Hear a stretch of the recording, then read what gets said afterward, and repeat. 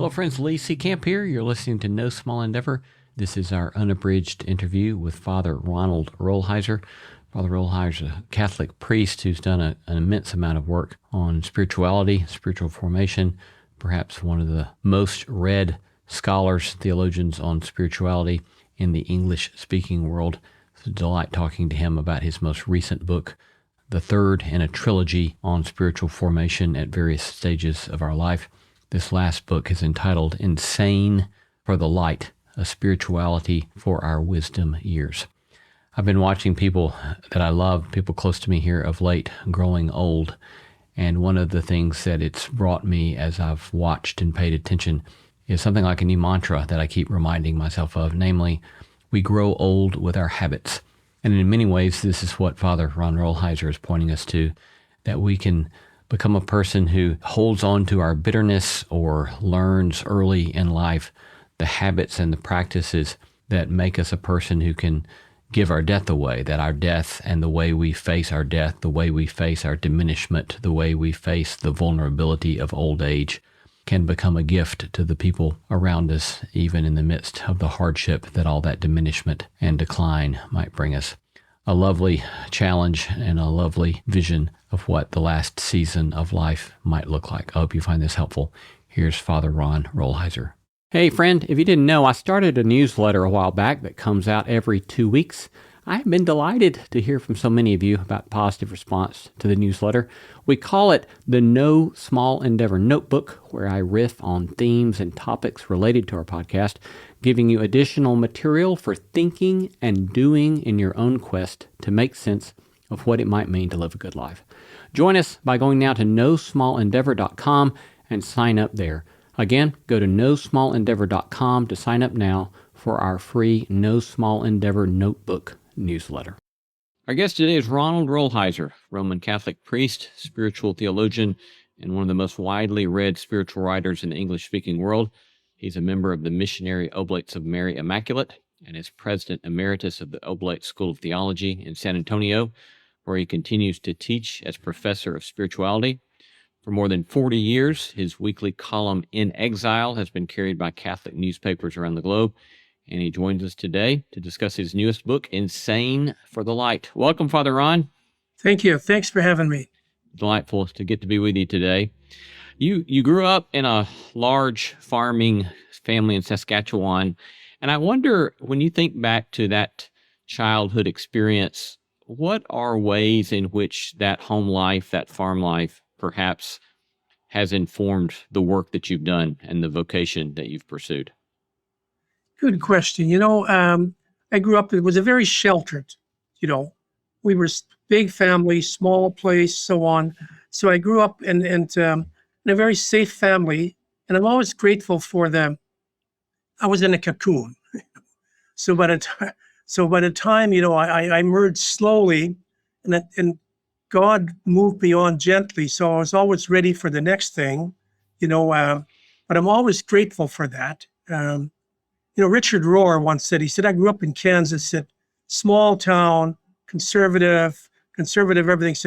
And he said, I'm grateful for that. He said, now I'm free for the rest of my life. It gives you deep roots. And I'm very grateful for that. I work with a lot of young people today. I feel for them. They don't have those roots. They're searching for roots, so I'm so grateful for just the cocoon and the sheltered life I had. When I graduated from high school, you're not going to believe that I never used a telephone. We didn't have one, Today you'd laugh at that. First of all, a lot of kids don't even know what a house phone is. But I'm grateful for that. Like Rory, it gives you solid roots, and now I'm pretty free. When your parents passed away I think you were 23 perhaps when they passed. How do you think that their passing at a relatively young age, when you were still a relatively young man, how has that shaped your work and your work on spirituality, especially, you think? What's interesting, I was 23. My parents passed away within 3 months of each other, and they were young. My dad was 62. My mom was 58, Today, that's pretty young, You're graduating from college at that age. So, at the time, it was pretty interesting. First, we had a big family which sheltered it. But, it took me a while to realize that, I wanted them, but at that age, I no longer needed them. What my mom and dad had to give me, they gave, so that I had that, and it's, I make the distinction between really wanting somebody in your life and needing somebody in your life. I wanted parents. I no longer needed them. What they had to give me, they had given me, and, it becomes clear, Jesus said, you're only going to get my spirit after I go away. I think we only really understand people after they're gone. Death washes clean. And after a year or two, you realize exactly who you had. And I was very grateful. And, my parents nurture me now in a different way than they did when they were alive.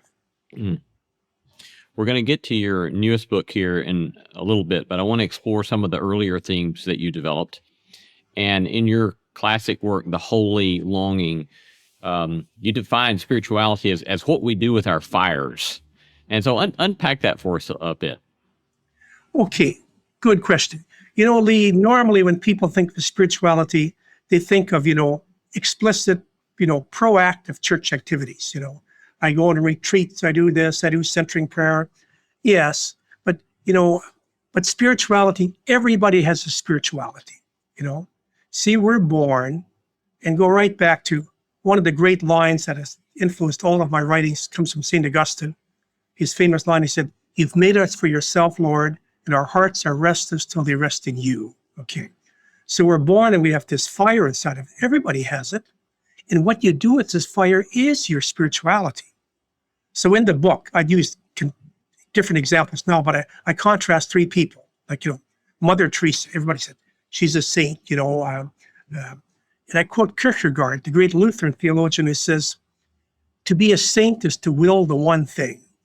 See, Mother Teresa, you never think of Mother Teresa as an erotic woman, but she had a deep fire, but, she could will one thing, God and the poor. And if you get in my way, I'll run over you, See, that's your spirituality. On the other side, I contrasted the rock singer, Janis Joplin, who was this rock singer had this powerful energy. She could electrify an arena and so on. That's spiritual fire, but it didn't challenge. She did everything. And she died at age 27, as did, a lot of others, Amy Winehouse and so on, Elvis Presley. They don't commit suicide. They just, life, they don't channel it. And after a while, it just kills you. And then in between, I contrasted Princess Diana. It's interesting. When she died in 1997, her death was the most watched event in human history. And I was watching, I thought, why? And her brother gave a eulogy, which is uneven. He had some uneven parts when he came, like the Beatles, she's more popular than Jesus or something.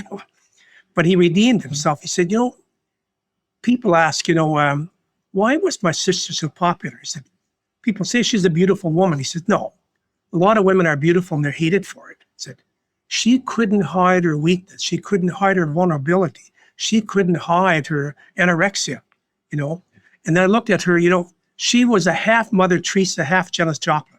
She'd actually would go and work with Mother Teresa. And, she'd pray the rosary with Mother Teresa, and then she'd come back and have a vacation with a Playboy on the Riviera. And that was her spirituality, seeing we all have one, what you do with your fire, if you go to Las Vegas and drink yourself to death, that's your spirituality. If you become a monk and go and live in a monastery and fast for the rest of your life, that's your spirituality. That's what you're doing with your fire. So it isn't spirituality, right? It's not church related. It's what do you do with the fire inside of you, And that's what I call the holy longing. That's inside of all of us. You're born with this fire, which is unquenchable. And, Karl Rahner once coined a great line, as only a German can do with a tortured language. He said, in the torment of the insufficiency of everything attainable, you ultimately learn that in this life, there is no finished symphony. I like that. In this life, it's wonderful. Nobody gets to finish symphony because we're overwired with this divine fire. Why, I was raised in a, what a lot of people would class as Protestant fundamentalist tradition in the South, Bible Belt. And we often would have a kind of, a teetotaling anxiety about a variety of pleasures. And and then I went on years later after doing seminary, and I went to Notre Dame to do my PhD in theology. And my first semester there, I remember, I won't say his name, but very well-known Catholic moral theologian. And he had us to his house for our class on a weekly basis. And I remember that first week stepping into his dining room at break, and there was a very large liquor cabinet in his dining room. And as somebody raised in Christianity in the Bible Belt, I didn't quite know what to do with that. But it's always fascinated me that there seems to be something about the Catholic tradition that you're not so anxious and fearful about rightfully enjoyed pleasure. So how do you see that playing into your accounts of spirituality? It's a good point. That we all have our own neuroses. So you have an evangelical neurosis about liquor or dancing or whatever. See, the Catholics, we had it about sex. See, so the thing was, as a Roman Catholic, everything goes except sex. If you sneeze wrong, you may go to hell. And so on. And I think that all of us as Christians, irrespective of your denomination, we could learn something from Jesus. Jesus challenged us to enjoy life. I don't think we ever preached that. Remember, Jesus scandalized people by his capacity to simply enjoy life. When they said the Pharisees, they fast, the disciples of John, why don't you fast? He said, the bridegroom is still here. But the bridegroom there means double. It means, Jesus is still here, but it's also the bridegroom means the season of your life. You're young, you're healthy. Jesus says, enjoy that. Don't feel guilty. But, there's a lot of, we have Protestant guilt and Catholic guilt and Jewish guilt and so on. That's a neuroses. And incidentally, that doesn't come from religion. Religion plays in because it's all over in the secular world. You know where our neuroses and stuff comes from? Religion plays in when we're young. When you're in the high chair and someone says, don't eat like a little pig. That's the first time, you start getting guilt complexes and so on. Seeing who do you think you are and so on. So by the time we get to be adults, we're carrying this and then it oftentimes crystallizes in religion. I have Catholic guilt. A little humor, if I can insert some humor, but when I was on Saturday Night Live, Colin Jost was saying, he says, that at one point, Donald Trump had said that Nancy Pelosi hates me. And Nancy Pelosi said, I don't hate anybody. I'm a Roman Catholic. We don't hate anybody. So Colin Jost said, well, she's wrong. He said, I'm a Roman Catholic too. And as a Roman Catholic, you always hate one person, yourself. But that, Lee, is a neurosis we all carry. And Jews always tell us, you don't even know the concept of guilt. We invented it. And my Protestant evangelical friend says, at Catholics, you're lucky. You only have that one sin. We have all. But I think we all have to take that back to Jesus and learn from Jesus. Jesus gives us permission to enjoy life. What has the process, I suppose when you were younger, what was the process like for you in dealing with your own neuroses? Good question. Because, for instance, I went to the seminary young at 18. At that time, I was carrying a lot of, if you move wrong, you could go to hell. Theological studies helped, prayer and just growth and friendship, and especially, just studying about Jesus. Basically that, and you realize that, and the older I get, the more, I fear less. I was thinking the other day, like, God is love. Why are we afraid of God? Why would we be afraid to die? You're going to face love. And incidentally, if you remember, Lee, in all that literature of people have been clinically dead and brought back to life, in every one of the cases, they didn't want to come back. When they met, they couldn't describe it. They met love, they met light, and we'd have never met before. So, God is pure love. God is unconditional love. So why would we be afraid to face God? Why would we be afraid to die? You're going to face a love like you've never faced before, So we have this fear, and I'll admit in my life, I've been slow to overcome that.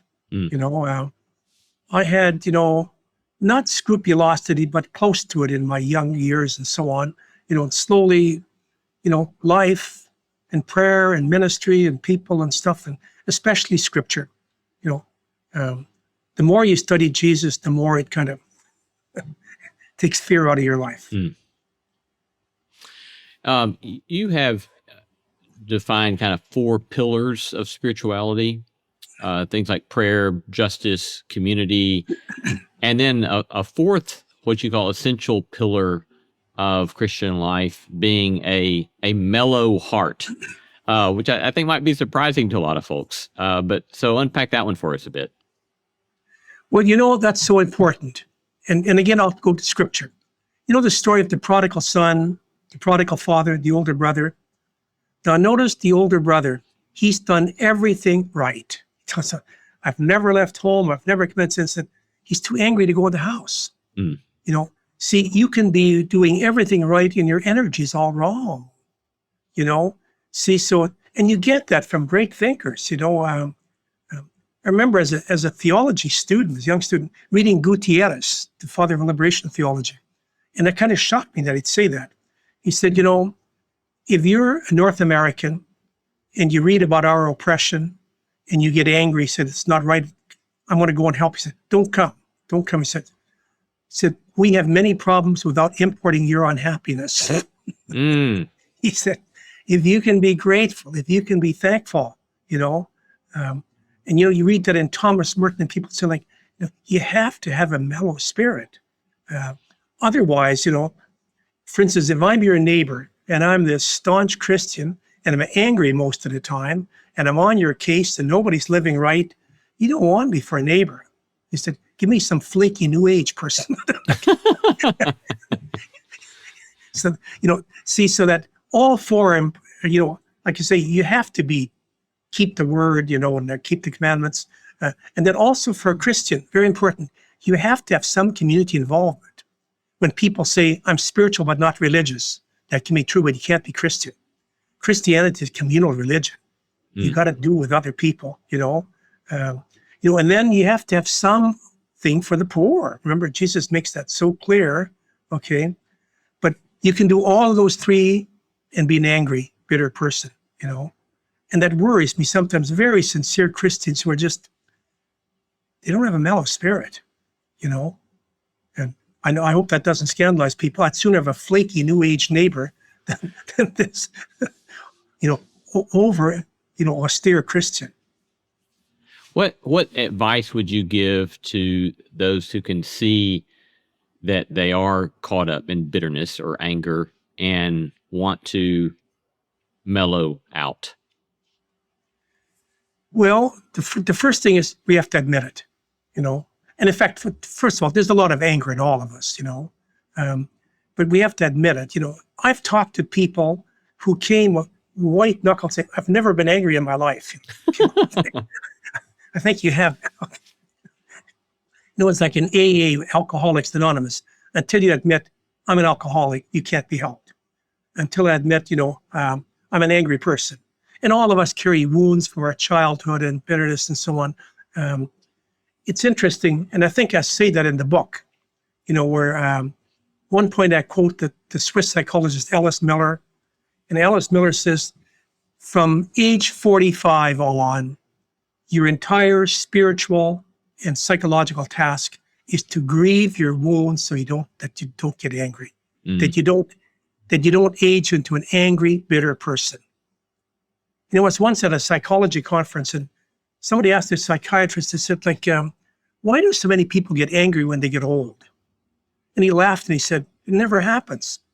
He said, in 40 years, I've never seen a person get angry when they get old. He said, I think this is what you're talking about. You're talking about an angry person getting old. The anger is always there. You get it, and and we can deny it. But I always tell my students, when you get to be 45 years old, say to yourself, my mother did love my sister better than me. and all I can do is grieve it and let it go, because otherwise I'm taking it to my grave. So you just have to, and I think we need more homilies and stuff and so on to tell people, let it go. So like, I always tell people, that's in the book. You're still young. You get to be my age in late 70s, is that there's only two spiritual words you need left, gratitude and forgiveness. You don't want to die an angry, bitter person. You want to die with a mellow heart. Yeah, lovely. So you talk some about the distinction between metanoia, the Greek word often translates repentance, and paranoia. And this is a fascinating kind of contrast. So paranoia with the kind of clenched fists that you were talking about a moment ago, and metanoia, the sort of open spirit of trust. But when we are in this moment in which there's so much defensiveness, so much suspicion, what might be some practical first steps in moving from paranoia towards this higher mind or towards this metanoia? Yeah. Let me just start with the words. In the Greek New Testament, the first word out of Jesus' mouth is the word metanoia. Okay. But in English, we translate that as repent. Repent and believe in the good news, but we miss the meaning. If I say to you, repent, it seems to imply you've already done something wrong and you've got to come back from that.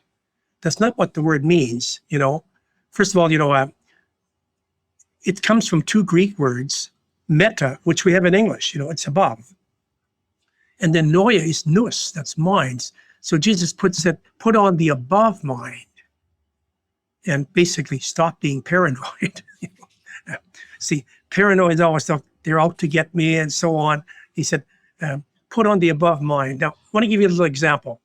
Some of the old ancient church fathers had a very good homily on this. They said, you have two minds, everybody, and they're not talking in the Jungian sense. They're saying like, all of us, there's a noble, high mind, there's nobility inside of you. And in all of us, there's a petty, wounded one mind. And at any minute, you can be operating one or the other. So for instance, suppose you get up some morning, Lee, and you're feeling like Jesus. You can embrace the world and die and so on. You go to work and somebody insults you, and in 1 minute, you just freeze over, See, which of those people is you? They're both you. See, there's a high, noble Lee, and there's also a wounded Lee. See, so Jesus said, get into that above mind, get into your noble mind, which is, and in Greek, that's a pun against paranoia. Henry Nouwen wrote a wonderful, very simple book on it. You read it in an hour and a half, in which he contrasts as a posture. He said, the posture of paranoia are clenched fists. You're protecting yourself. The posture of metanoia is Jesus on the cross. Arms open, hands open, nails through the hands, nothing self-protective, And in many ways, that's the gospel in one word. Put on the above mind, Now you said, how do we do that? It's a lifelong process, that's why we need, we need to be proactive, both psychologically and spiritually. Psychologically, to own our wounds and our, like Alice Miller says, grieve that you've been hurt, and we've all been hurt.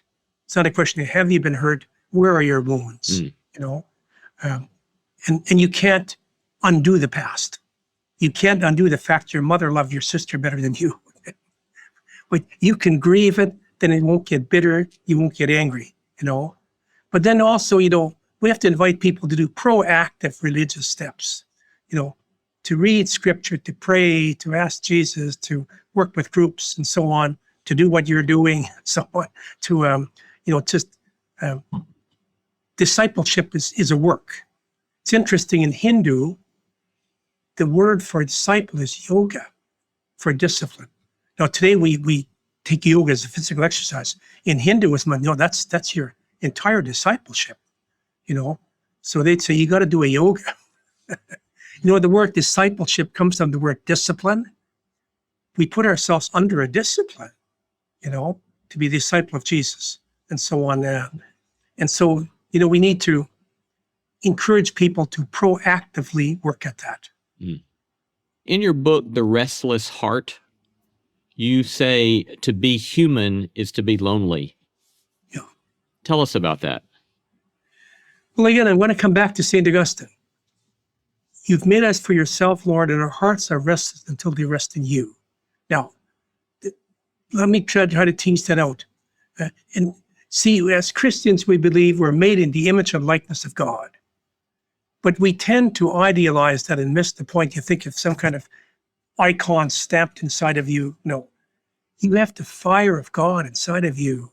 You are overcharged for this life. See, there's nothing in this world that can bring you to complete fulfillment. Like Ronald said, there's no final symphony. See, so we're always going to be somewhat lonely, somewhat restless.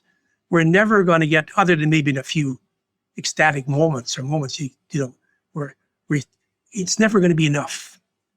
Life can be very good, but it's never going to be enough. An image I use with my students, that famous text in Ecclesiastes about there's a season.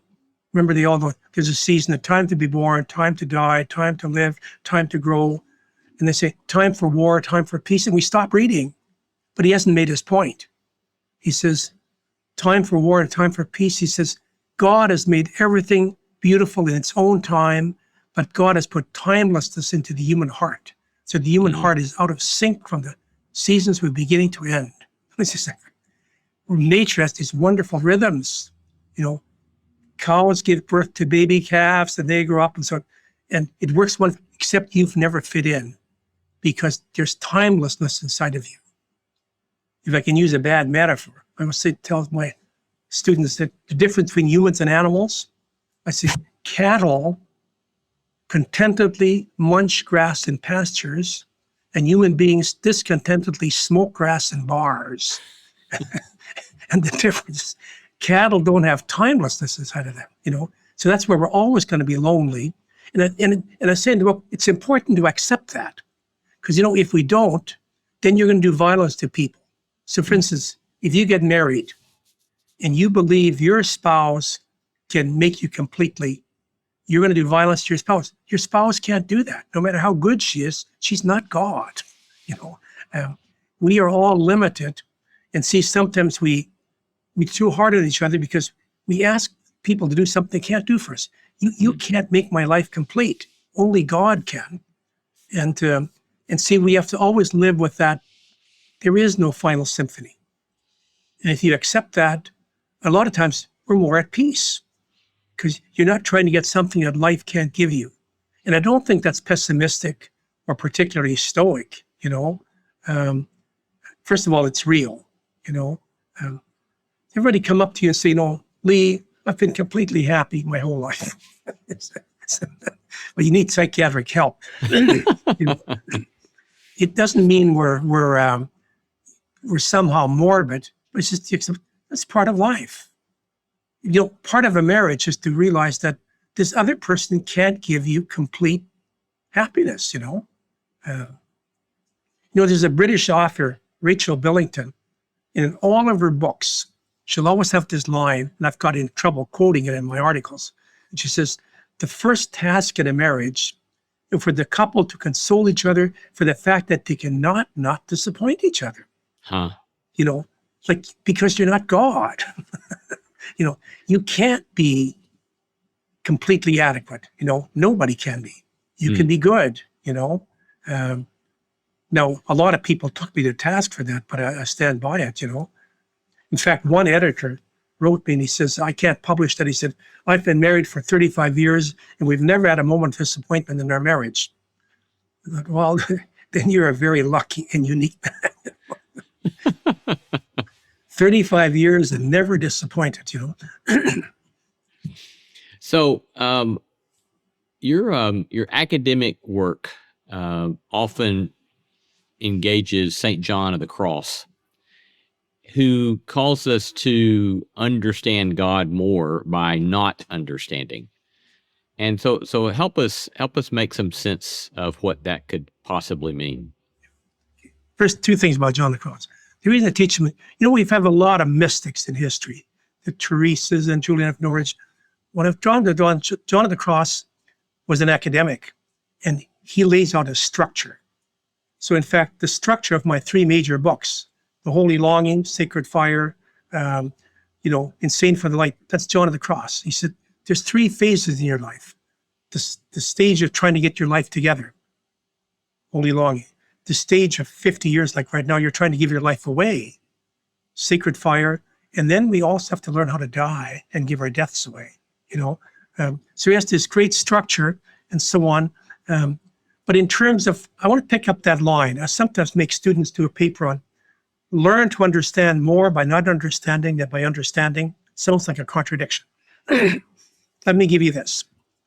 Lee, suppose somebody comes up to you and says, Lee, I've known you. I know your family. I know your background. I know your ethnicity. I know your Enneagram number. I know your Myers-Briggs number. I think I understand you. Do you feel very understood? Yeah, I you think feel not. Violated. Yeah, right. If somebody comes up to you and says, Lee, I've known you for 35 years. You're a mystery to me. See, then you're understood. See what he's saying? Like, we do it with God. We do it with people. We put them in boxes and so he says, and first of all, he's very nuanced. He said, up until you get a little older, up to 50, 55, John of the Cross say, don't get too serious about the not understanding. He said, as you get older and more mature, start letting it go. Start letting it go. Just letting people who they are. And that's also what a dark night is. God disappears, not that God disappears. The way you understood God, we have God's Enneagram number and God says, no, I'm taking this all away. Just sit in front of me, I used a little image, let me do, from Thomas Keating, the great Trappist. And I love this, it's so simple. He said, imagine a mother fish at the bottom of the ocean, 300 feet down. And these baby fish come and say, Mother, what's this water everybody talks about? So today she'd set up a PowerPoint and show them slides of water. Niagara Falls, on the tap, this tide coming in. No, they're 300 feet in water and they're watching pictures. But at a certain point, she would turn off the projector and say, now just sit in the water. Those were pictures. See, that's what God does. That's what he calls a dark night. We've got God in pictures. And at a certain point, God says, okay, enough with the projector. As Luke says, it's in him we move and breathe and have our being, and see, so that now we're just sitting in the water without the pictures, But that's also true for each other, as we get older. Are you curious about the hidden side of everything? Then I have a podcast for you. I'm Stephen Dubner, host of Freakonomics Radio. Each week, we hear from some of the most fascinating scholars and thinkers as we tackle big topics like how whales became the face of environmental activism, how to succeed at failing, and whether public transportation should be free. Go ahead, listen to Freakonomics Radio wherever you get your podcasts.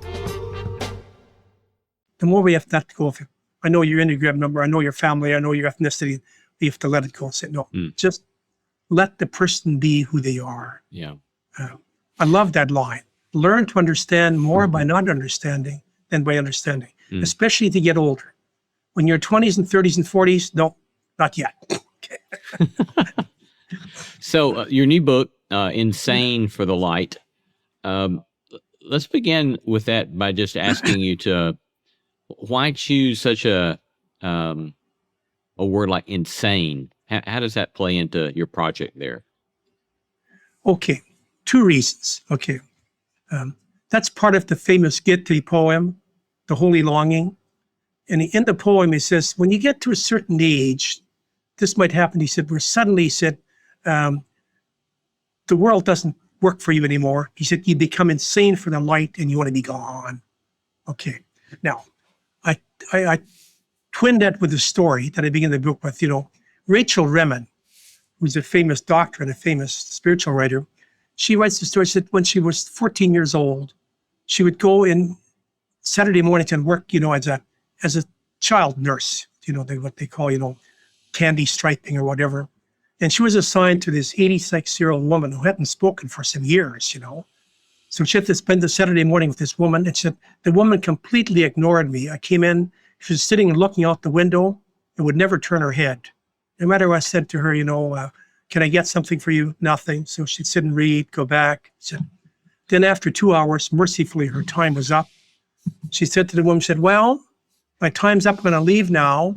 She said, and the woman turned and looked at me, said, and there was a strange look on her face. She said, I'd never seen that expression before. And it startled me. I said, what were you looking at? And this woman hadn't spoken for some years, says, dear, I was looking at the light. I was looking at the light. No, not the end of the story.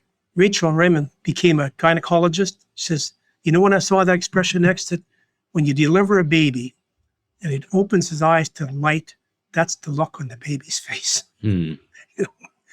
They see the light for the first time. This woman, insane for the light, And so I put those two together, and it's, and also, I'll be very honest, the title sells. Sorry about inserting that, but Yeah. it's a catchy title, if I had said, here's a book on aging and dying, that So here you in Insane for the Light, you argue that the latter part of our lives must be this move toward learning to give our deaths away. So describe to us what that could possibly mean, what it might mean for us to give our deaths away. Okay, it's an expression actually I got from Henry Nouwen. I know a lot of people are using it. See, right now, you are in the prime of your life. So basically, for the next, until you're 65, 70, or 80 years old, you are trying to give your life for others. You're doing this work, you're doing ministry, you're raising kids, you're doing all that, but then at a certain point, today, a lot of people, for instance, they might retire at 65, they're grandparents, but they might live another 25 years healthily. What are those years for? They're not just for grandparenting. You're asked to do something else. Now, you're asked to make those latter years, you don't stop living, but as a way that when you go away, you leave a good spirit behind. Maybe you put it in a simple way. If I die angry, bitter, my last years when I'm making tankers and so on, that's the spirit I'm going to leave behind. If I can spend these last years mellow, blessing people, being good, that's the spirit I'm going to leave behind. But also another thing, and that's the part of the book that people have been writing, you say, I don't quite get, okay? And that's, I think, chapter 4 on passivity. But that's a deep Christian thing, And in fact, maybe at the deepest part of the book, But let's go back to Jesus. You can divide Jesus' life perfectly into two parts. From the time he does his ministry until the time he's arrested, and they lead him away, that's Jesus' active life. That's how Jesus gives his life for us. But from the time he's arrested until the time he dies, notice he doesn't do anything anymore. He's passive. And in that way, he gives his death to us. Now, it's interesting as Christians, we say, Jesus lived for us, Jesus died for us, as it was the same movement. They're two very different movements. Jesus gave his life for us by his activity. He gave his death for us by his passivity. And as Christians, we believe we're saved more by his death than by his life. It's an interesting mystery. But that's the mystery of passivity. But let me try to tease that out. See, our culture doesn't get that, but we need to get that. For instance, that's one of the reasons we believe in euthanasia. That kind of thing. why should this person be here? What do they have to give? But one of the stories, I think I used it in the book, family friend of mine, who's now a writer, she said she grew up in a family, 5 siblings, and her dad was an alcoholic, and his alcoholism destroyed the family completely. So by the time he died, the children couldn't get along with each other. Said, and then for years, my mother tried to reconcile us. She'd bring us together at Thanksgiving. She'd quote, said, didn't work. Said, then my mother died of cancer. Said, and during the last days of her life, she was in a coma in hospice. Couldn't speak. The family gathered around her. You know what? They reconciled. You know, she was able to do something when she couldn't speak than what she did in all the years of speaking. The truth with Jesus. For 3.5 years, he did everything. They didn't get it. He died and they got it.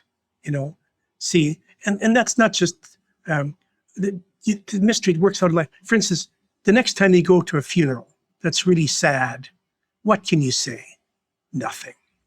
You know, but you can be there, and your helplessness, your incapacity to say something is going to be say something deeper than what you could say. You don't say, well, they're in a better place or whatever. No. A couple of years later, you can say that. Basically, I have nothing to say, but I'm here.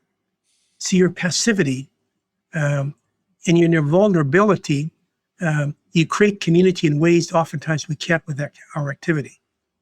See, that's a deep mystery, and it's one our culture doesn't get. You know, it's how can I be active? How can I be active? What can I still do? Not that that's bad, but you know, like, we have to give ourselves our debilitations and diminishment and marginalization at the end. We have to make that a gift to the world. You know? Yeah, I was fascinated in reading your book. I'm watching my own parents age, turn to, the difficult season with health. My wife's father, difficult season. And I think that one of the things your book does is it invites us to turn those difficulties on its head and say, this is an opportunity to grow in certain ways that we simply can't grow earlier in our lives, because now we must face vulnerability. Now we must face marginalization. Now we must face having to let go and being passive. And it can become this transformative season. But I found that, I even found in myself a sort of hopefulness about the difficulties ahead that I had not found anybody help me with so far. But I don't know, further commentary on that? Yeah, that's a very important point, Lee, in terms of, let me illustrate with a story, then I'll tease it out. I went to the funeral some years ago of the father of one of our priests, and he died at age 90. And he was a strong man and a good man his whole life, but he was a natural leader, captain of the football team, this, that, and he had a very successful business. He married and had kids and so on, but he was always the leader, the natural leader. Yeah. Then he died at age 90, okay? And his son, who was a priest, preached a very excellent homily at the funeral. He said, well, here lies our dad, 90 years old. And he said, Scripture says 70 is the sum of a man's years, 80 for those who are strong. Now he got an extra 20 years. Why? He said, not even a big mystery. He said, it took God an extra 20 years to mellow him out. He said, and it did. He said, he was too cantankerous to die at 70 or 80. He said, but the last 10 years of his life, he said, there were years of massive diminishment. His wife died, broke his heart. Then he had a stroke, he had to use a walker, humbling. Then he had another stroke. Then he was in assisted living. He said, so by the time he died, you'd go to visit him, he'd take your hand and he'd say, help me. He said, he couldn't say that since he was 6 years old. He said, he was ready for heaven. He said, on the other side, he just told Peter, Jesus, help me. He said, 20 years ago, he said, let me tell you how you should be running this place, see, so these diminishments, they do for us what sometimes we don't do for ourselves. Like normally through religion, religious practices, we should take these things and, but since we don't do it, the aging process is a natural, it's a natural process of mellowing the spirit. I have a great metaphor. I have in the book from James Hillman.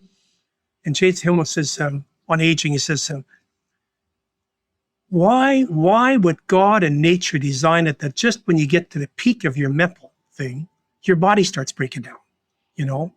Like I'm in my late 70s, I have more doctors than I have, he said, you know why? He said, it's not a mystery. He said, the best wines have to be aged in cracked old barrels.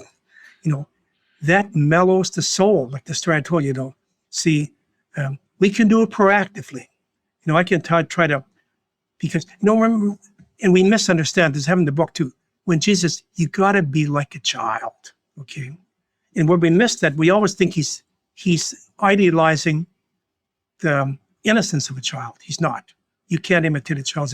He's idealizing the helplessness. Little children have no illusion of self-sufficiency. If mom and dad don't get up, they don't eat.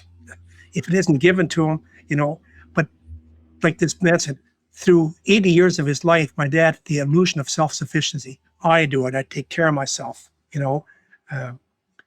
Thomas Aquinas had a wonderful definition of God. He says, in Latin, he said, God is ipsum esse subsistens. God is self-sufficient being, but God is the only one that's self. You and I are not self-sufficient, And Jesus, you got to recognize that. You got to recognize, like the helplessness of a child, I need from the outside, like we said, my dad couldn't say, help me for 64 or 70 years.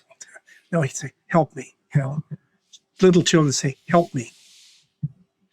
You mentioned a moment ago, I think, Richard Rohr, and you, in your book, you talk about how Rohr says we have a choice as we grow old to be a pathetic old fool, an angry old fool, or a holy old fool.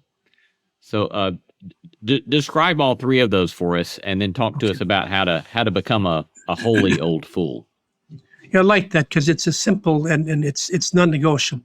So Richard would say this: when you reach 75, okay, and men and women get to the age 75 very differently. You have different experiences, but then you're on the same plateau. So say you're 75 years old, said you have only three options in life. You can become a pathetic old fool, and that's an old person who's trying to be young at all costs. I'll get a tummy tuck, I'll get a facelift, I'll do this and so on. And, that's pathos. The word pathos means it's painful, Said, or you can become an angry old fool. And that is, life is for the young, the family doesn't visit me, this doesn't happen, this doesn't, and you nurture and massage all your childhood wounds and so on. Okay. Said, or you become a holy old fool. Now, notice what's non-negotiable. You're going to be an old fool. I'm getting there, I'm 78 years old, basically, your body, everything, it's not the same, You're going to be marginalized. You're going to have that, and you have these three options. I'm going to try to be young at all costs, or I'm going to be angry, or I'm just going to receive it. And some of the happiest people in the whole world are old people, they're old fools. But said, you're going to be an old fool, which means you're going to be marginalized, your health is going to go, this is going to happen, that's non-negotiable, But how you treat it with anger, with pathos, or with just giving it over. I love the verb that Marx used when Jesus dies on the cross. He said, then he bowed, he said, and he gave over his spirit. Notice, giving over is not resignation. He didn't say the playground bully has me pinned and I'm going to say, uncle. He said, you give it over. You give it over in love. See, and then you'll be happy. Have either of those two options of being a pathetic old fool or an angry old fool been a temptation to you? They're always lurking. What's this thing in scripture we have to say, get behind me, Satan? Okay. They're always, it's almost like, how can I be younger? How can I, or angry, and, now I don't have this prestige anymore. I used to be president. Now nobody cares if I live or die or so, how to let that go. I'm going to tell you kind of a humorous, you ever seen the movie, The Bet's Feast? No, I have not. watch it sometime. It's a great religious film, but in there, it's a story about, but there's this part of the story, it's set in Danish. I mean, it's with English subtitles, but it's also the story of a young Danish soldier who is a young man. He's a good man, but he's arrogant. He's, he's going to make a splash in the world and so on. But slowly he matures. And by the end of the movie, he's an 80-year-old man, and he's going to go to a party, and he puts on all his military thing and all his medals and all. Then he puts on these vanity glasses, He looks in the mirror and he says in Danish, "Forfægelig." This is vanity. And he takes them off. Okay. So, the Holy Ghost said, I got to say, this is vanity. And I've learned that Danish word, "forfægelig." It's sort of basic. It's vanity, Like right now, I'm undergoing chemotherapy. My hair is going to fall out. And, when I was a younger man, that would have tormented me. Now I have to look to myself, vanity. Vanity. Let it go, because otherwise I'm going to be angry or pathetic. But no, the temptations never go away, they're always there, and they got to renew it every day, Are there other particular lessons you're learning yourself through the process of aging that you are having to continue to work with and work on? Though I'd say the big one is the lesson of letting go. You're letting go of a place in the world. For instance, I was president of this school. Now I'm just teaching here, and they make decisions I don't like. I have nothing to say. But letting go of, I used to be very healthy, used to jog every day and so on. Now I'm undergoing cancer treatment, so you let that go. And so many things where you say, like, that Christmas carol about where they say, "Let it snow, let it snow, let it snow." My song now is, "Let it go, let it go, let it go." And it's not that you become passive, but you just have to accept that you're no longer 25. You're no longer this. You're no longer, and this is only going to get worse. As my health deteriorates. God, hope it doesn't happen that I'm in some assisted living facility and eating Jell-O and saltless meals at 4:30 in the afternoon. Okay. When you think about the young man that you were, let's say 20s and 30s, what are primary things that you would have wanted to tell that young man from the perspective you now have? That's a good question, but that's a complex one. Again, with Richard Rohr and stuff and John the Cross, we make a distinction between the 2.5s of life.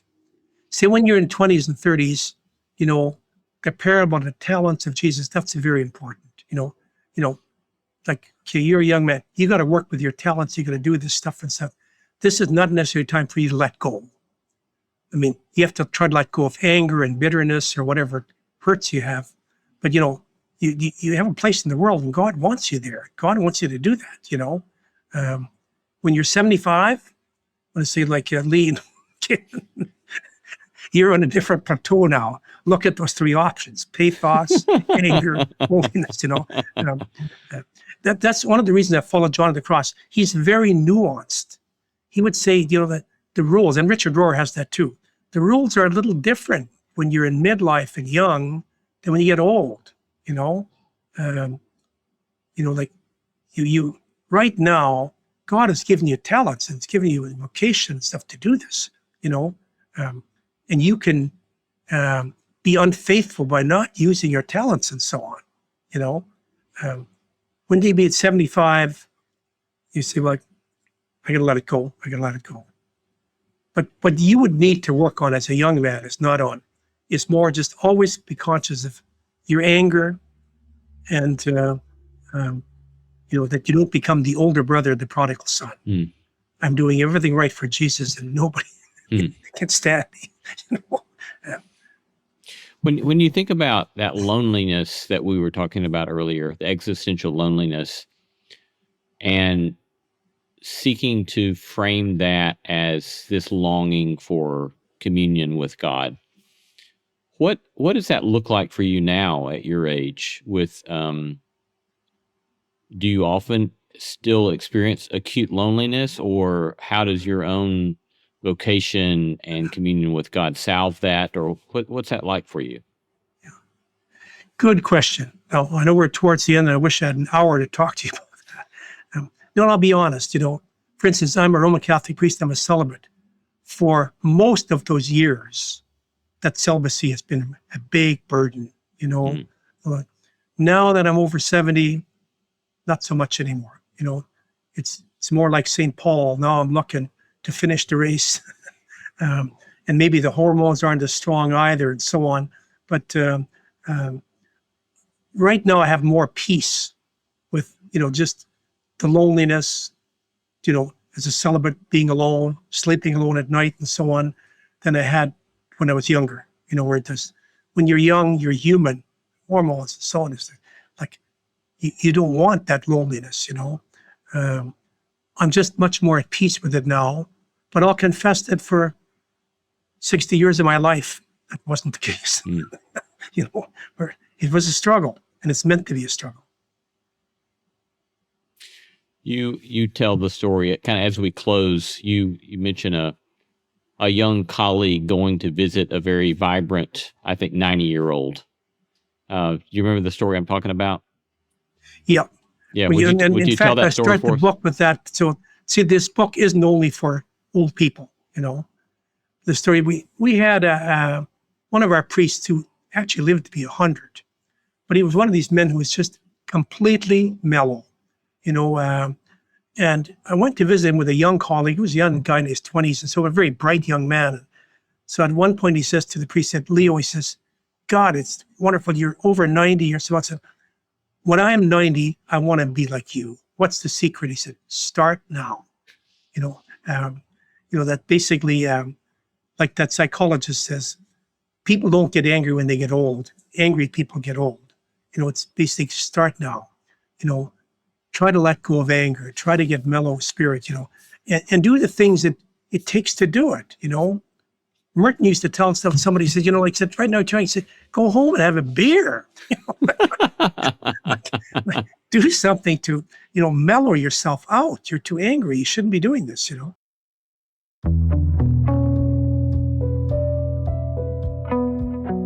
We've been talking to Father Ronald Rolheiser on his latest book, Insane for the Light. Father Ron, thanks so much for your time with us today. Thanks for your beautiful work and the beautiful encouragement in that all that you shared with us today.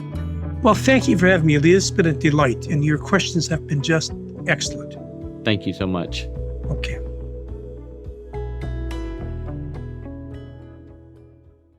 Hey friends, Lee Camp here. We all need advice, but it's not always clear who to ask, even in 2026, which is why I recommend checking out How To, the long-standing advice show and 2026 AMBI Award-nominated Best Personal Growth Podcast. No Small Endeavor was also just up for the very same award in that category, so How To must be a great companion to our show. More than that, How To is back with new episodes and a new host with award-winning journalist Mike Pesca. Each week, Mike tackles a listener question ranging from travel to finance to relationships and beyond, with help from world-class experts who actually know what they are talking about. Think of it as eavesdropping on someone else's therapy session without a copay or awkward silence. No questions too big or too specific, like how to protect the elderly from scammers, or how to give to a good cause and make it count, and even how to make a how-to podcast. You've got questions, they will find some answers. So follow How To with Mike Pesca on Apple Podcasts, Spotify, or wherever you listen. Does it ever feel like you're a marketing professional just speaking into the void? But with LinkedIn ads, you can know you're reaching the right decision makers, a network of 130 million of them, in fact. You can even target buyers by job title, industry, company, seniority, skills, and did I say job title? See how you can avoid the void and reach the right buyers with LinkedIn ads. Spend $250 on your first campaign and get a free $250 credit for the next one. Get started at linkedin.com/campaign. Terms and conditions apply.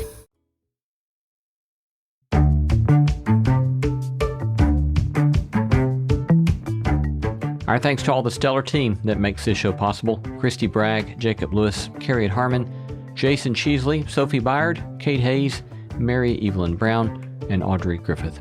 Our theme song was composed by Tim Lauer. Thanks for listening, and let's keep exploring what it means to live a good life together.